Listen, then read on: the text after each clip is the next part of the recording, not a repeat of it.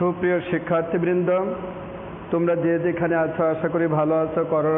করোনার এই সংকটময় কালীনে আশা করি তোমরা বাড়িতে সবাই লেখাপড়া করছো। তারপরেও এই দূরবীক্ষণ যন্ত্রের মাধ্যমে আমরা যতটুকু তোমাদের কাছে পৌঁছে দিতে পারছি, সকলে সেটের সামনে বসে পড়ে আশা করি ততটুকু জ্ঞান আহরণের জন্য সচেতন আছো। আজ আমি তোমাদের নবম শ্রেণীর চতুর্থ অধ্যায়ের সূচক সম্পর্কে আলোচনা করব। আশা করি তোমরা সবাই বই নিয়ে সেটের সামনে উপস্থিত আছো। সূচক কথাটার অর্থ হচ্ছে, এখানে আমরা সূচকটা হচ্ছে কি মূলত পাওয়ার নিয়ে কাজ করব। সূচকটা মূলত পাওয়ার নিয়ে কাজ করব। এখানে দুটো জিনিস থাকবে, যেমন a⁴m গুণন a⁴n। এখানে এটা হচ্ছে বেজ আর এটা হলো পাওয়ার, POWER, এটা হলো পাওয়ার। তাহলে যখন আমরা দেখা যাচ্ছে কি ক্লাসে আমরা কাজ করব, এখানে মূলত কাজ হবে পাওয়ারের, এখানে পাওয়ারের। আমাদের বেজ যদি 1 থাকে তাহলে পাওয়ারে কি হবে, গুণের সময় পাওয়ারে যোগ হবে। অর্থাৎ আমরা সূত্রটা যদি 1 নম্বরে আমরা যাই, a⁴m গুণন a⁴n, তাহলে আমরা লিখতে পারি a⁴m + n। তাই এখানে দেখা যাচ্ছে কি যে বেজ আমার 1 আছে, বেজ 1, কিন্তু পাওয়ারে কি হয়েছে, যোগ হয়েছে। তারপরে দেখা যাচ্ছে কি যে সূত্র নম্বর 2, a⁴m ভাগ a⁴n। এই ভাগটা আমরা আবার এভাবেও লিখতে পারি a⁴m/a⁴n। এইটার সমান লেখা যায়, যখন বেজ 1 থাকবে তখন ভাগের বেলায় পাওয়ারে বিয়োগ হবে, অর্থাৎ m-n। ভাগের বেলায় আমরা কি পাচ্ছি, ভাগের বেলায় আমরা বিয়োগ পাচ্ছি যখন বেজ 1ই থাকবে। নাম্বার 3, কোনো বেজের পাওয়ার যদি 0 হয় তাহলে তার মান 1 হয়। বেজের পাওয়ার 0 হলে তার মান 1 হচ্ছে। সর্বক্ষেত্রে যেখানেই বেজ আসুক না কেন, বেজের উপরে যদি পাওয়ারটা আমার 0 থাকে তাহলে সেটা সমান আমরা 1 লিখতে পারি। এরপরে এটা গেল আমাদের সূচকের ক্ষেত্রে কিছু সূত্র। আশা করি তোমরা সূত্রগুলো বুঝতে পারছো, আর সূত্রগুলো মুখস্থ থাকলে আমাদের অঙ্ক করা অতীব সহজ হবে। এরপরে সূচক সম্পর্কে আমরা আরও কিছু জানব। যেমন আমরা অনেক সময় জানি রুট আর স্কোয়ারে কেটে যায়, রুট মানে পাওয়ার হাফ। আবার ঘনমূল a সমান a⁴1/3। আবার আমাদের দেখা যাচ্ছে কি যে ঘনমূল পঞ্চমূল a যদি থাকে a⁴1/5। তাহলে এই পজিশনে যদি আমাদের থাকে তাহলে আমরা এভাবে প্রকাশ করতে পারবো।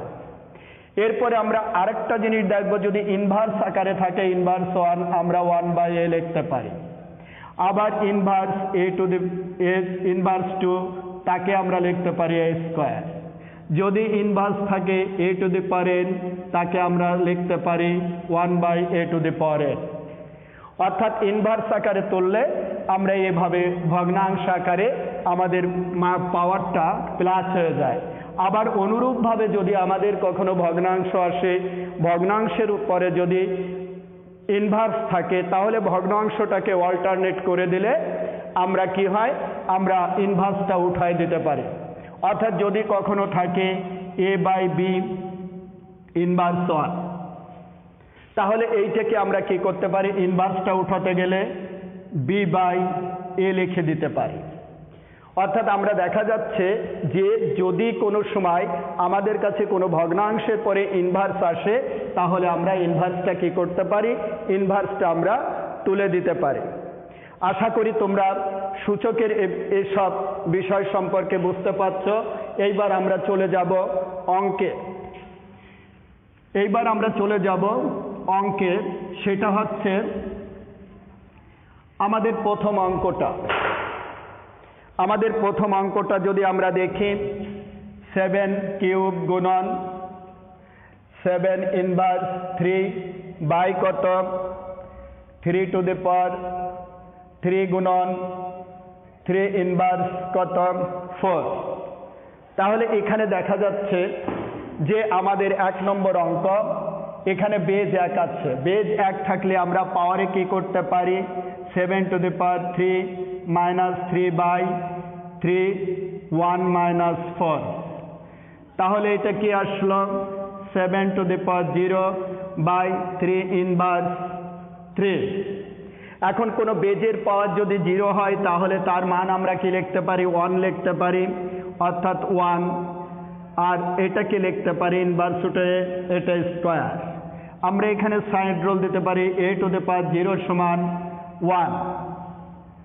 এখন আমরা এবার কি করতে পারি এটাকে উল্টায় দিতে পারি 1 গুণন 3 স্কোয়ার অর্থাৎ 27।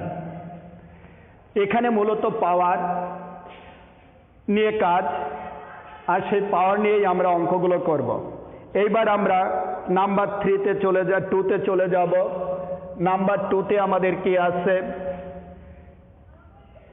ঘনমূল কত 7 স্কোয়ার ইন্টু কত আছে ঘনমূল 7 বাই কত √7।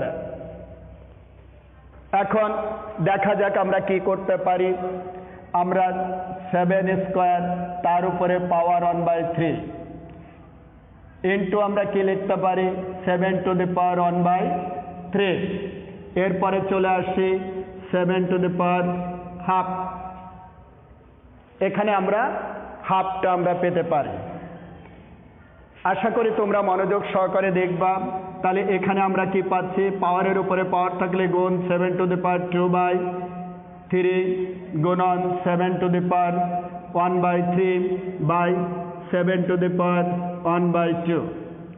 এখন এখানে বেজ 1 হলে পাওয়ারে যোগ, আর এইটা উপরে যে ভাগের ক্ষেত্রে কি হবে বিয়োগ হবে, অর্থাৎ আমরা একবারে 7 to the power 2/3 plus 1/3 minus 1/2।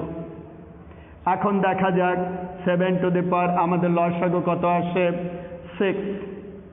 6 যদি আসে 4 প্লাস 2 মাইনাস 3, তাহলে কত আসতেছে 7 টু দি পাওয়ার 3/6। 4 আর হচ্ছে 2 6, তার থেকে চলে যায় 3, থাকে হচ্ছে কত 3।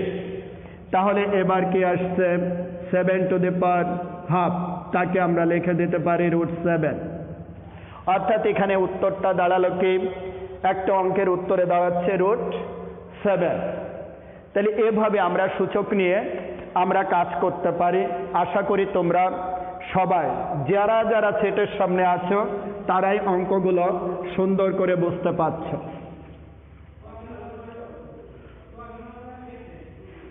এবার আমি তোমাদের সামনে তোমরা অনুরূপভাবে দেখা যাচ্ছে কি আমরা 3 নম্বর অঙ্কে চলে যাব। 3 নম্বর অঙ্কে আমাদের কি বলছে 2 inverse 1 plus 3 inverse 1 bracket whole inverse 1। এখন আমরা কি বলেছি যে ইনভার্সটা যখন আমরা তুলে দেব তখন সেটা ভগ্নাংশ চলে আসবে, অর্থাৎ 1/2 প্লাস 1/3 তার উপরে ইনভার্স 1।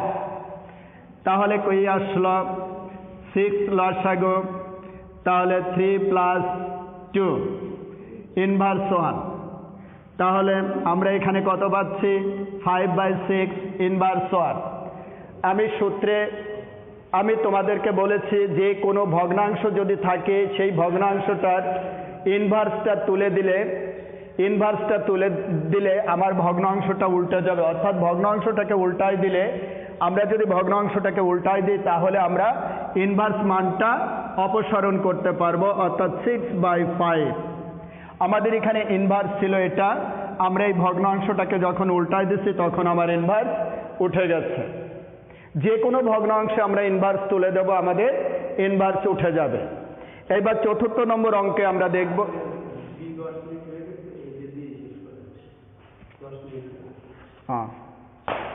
যাই হোক প্রিয় শিক্ষার্থীবৃন্দ, তোমরা যারা সেটের সামনে বসে আছো তারা সূত্রের প্রয়োগগুলো দেখলে বুঝলে, আশা করি যে তোমরা এগুলো বাড়িতে সবাই প্র্যাকটিস করবে তারপরেও তোমাদের ভুল ভ্রান্তি হবে, বারবার প্র্যাকটিস করলে তোমাদের সেটা সুন্দরভাবে তোমরা তখন আরও বুঝতে পারবে।